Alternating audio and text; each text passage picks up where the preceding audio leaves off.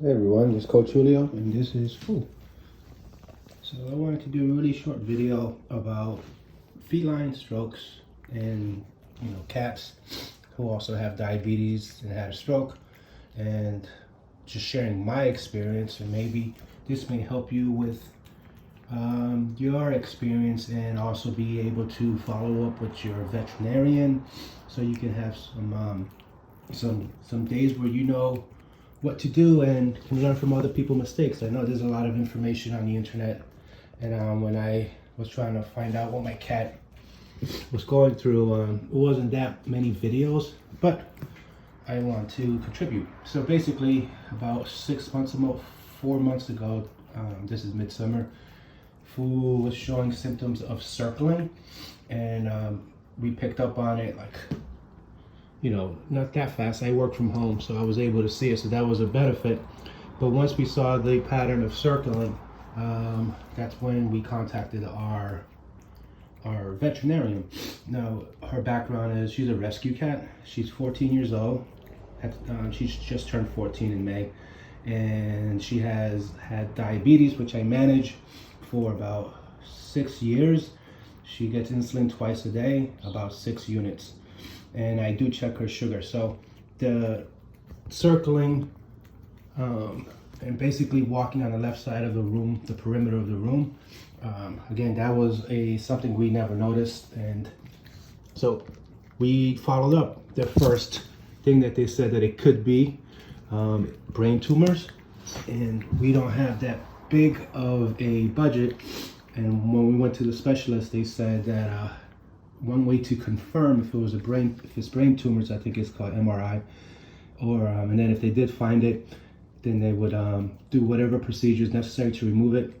But once again, it was even if we did do that, didn't mean that she was going to survive for long. So basically, I'm a friend of Fu, not just her owner, that want just to focus on the quality of her life.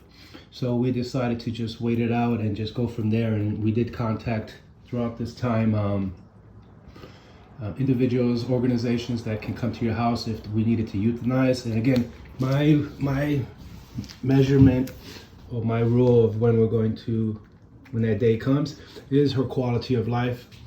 And I'll get to that shortly. So a couple of months go by and I follow up with this is why it's good to follow up with your veterinarian.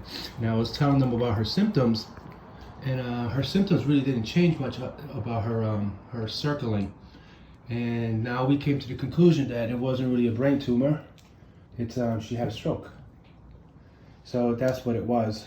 So between the initial time that she was doing the circling, as you see her doing now, and she's diabetic, I actually, because she wasn't eating after the stroke for a little bit, I continued to give her insulin because I wasn't thinking about her diabetes and her sugar. And if you know anything about diabetes, if you give insulin and you're not eating, you become hypoglycemic.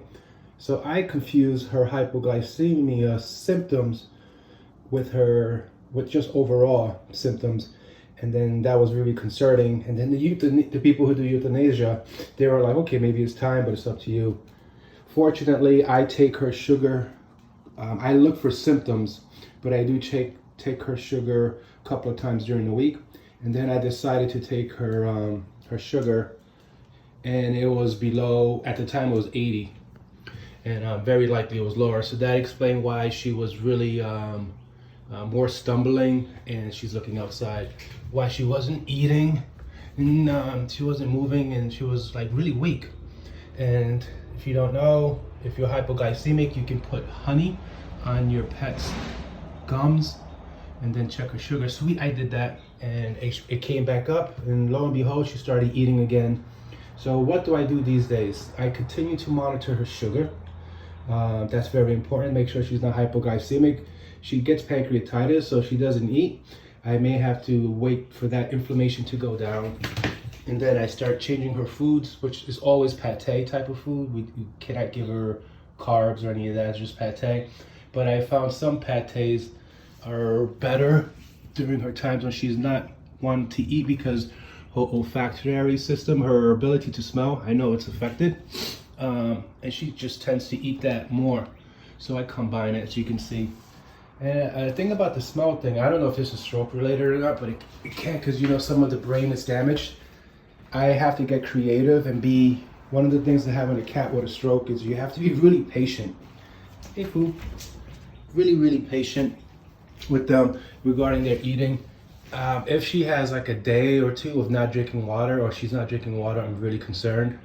The eating is very important for her, obviously, to maintain her sugar.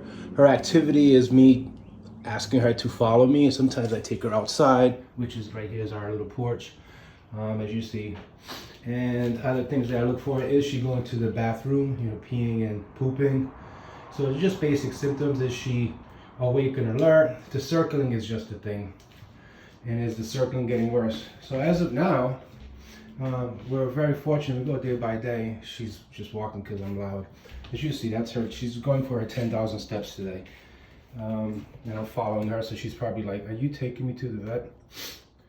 I forgot to talk about her quality of life, and that's what I was talked about earlier. So my measurement about her quality of life would be, do I have to give her water? Do I have to force to give her water? Do I have to feed her? And as of now, no, she does it herself. So that's a big, those are factors. And there are some questionnaires you can get from your doctor. And I know they're online from support groups about, you know, checklists for quality of life and to help you decide if it's time or not. Another thing I look for, is she like stumbling and she can't walk on her own? I have not seen that. So once again, I can check it off. She is drinking on her own. I don't have to give her water. She is eating on her own. She is walking like she normally does, normal ambulate for her age. She's still going to the bathroom by herself. She's not excessively meowing. She's not aggressive. She's awake and alert, and I do test, like I'm in the other room and I call her and she still comes.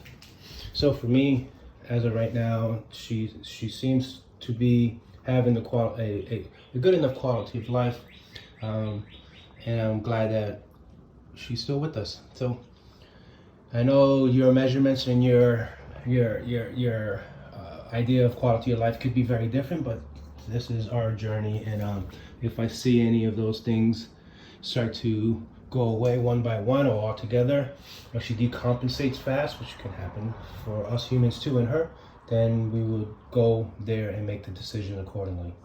So hopefully you are getting some good information from this video, and that's food, drinking water. See that? Come on, man. That's not part of my union contract. So hopefully you found it helpful. Let me show you her little snack spot. Oh, by the way, diarrhea and vomiting and things like that. When she had the pancreatitis really bad, she did have diarrhea and things like that. You know, that causes dehydration. So those are things you want to, again, look for symptoms and stay in contact with your veterinarian. Post your comments and I'll keep you up to date with food. Keep calm and snack on.